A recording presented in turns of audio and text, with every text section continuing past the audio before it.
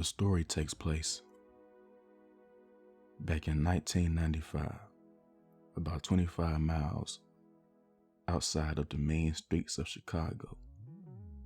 R. Kelly sits patiently waiting in the chocolate factory for none other than the king of pop to arrive and lay down his vocals for the hit song, You Are Not Alone. R. Kelly was rather nervous because, after all, this is Michael Jackson, a man whose mere presence would make people faint, scream, and cry. R. Kelly had to hold himself together in order to accomplish this great task of recording someone who is arguably the greatest artist and performer of all time. R. Kelly followed Michael Jackson for all of his life. He looked up to Michael, so much that he didn't even believe that Michael was real. He assumed that Michael was a cartoon who didn't eat or sleep. That's what he thought, until the day that R. Kelly actually laid eyes on him in person. And so R. Kelly sat nervously in his chair, waiting at the edge of his seat for his childhood hero to show up.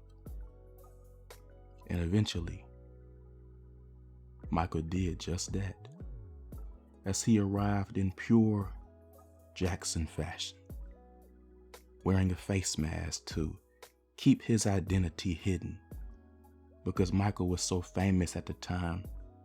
It was chaos everywhere he went. But here he is, standing right there in front of the king of R&B, R. Kelly. And then the two legends embraced with a hug. But this was no ordinary hug.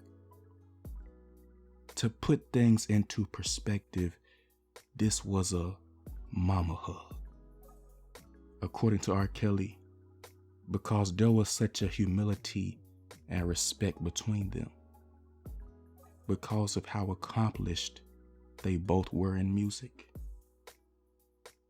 That hug was about their gift. It had nothing to do with You Are Not Alone. It was about the power of the gift. And R. Kelly knew that, because aside from all the allegations he's had outside of music, and I say that with no disrespect, but when we just focus on his musical impact, his gift is undeniable.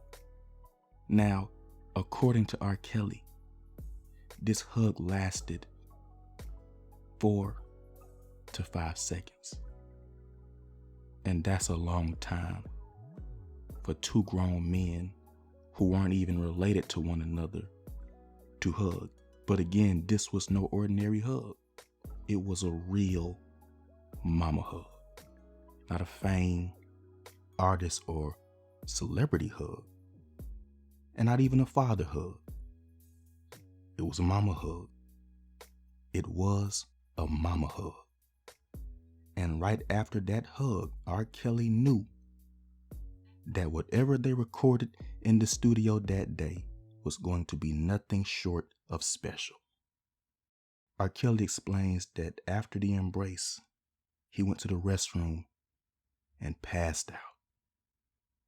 After he woke up, R. Kelly dusted himself off and returned to the studio, where he was met with Michael Jackson and his dear friend Bubbles.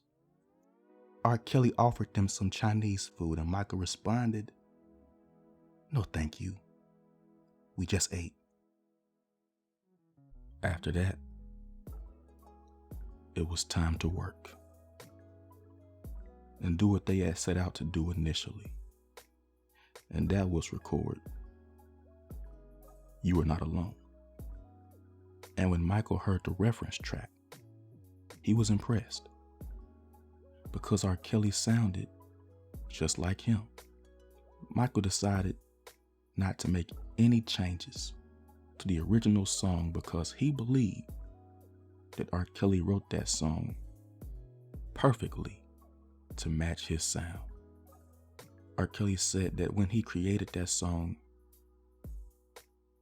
he was simply trying to mimic everything that he believed his idol would say.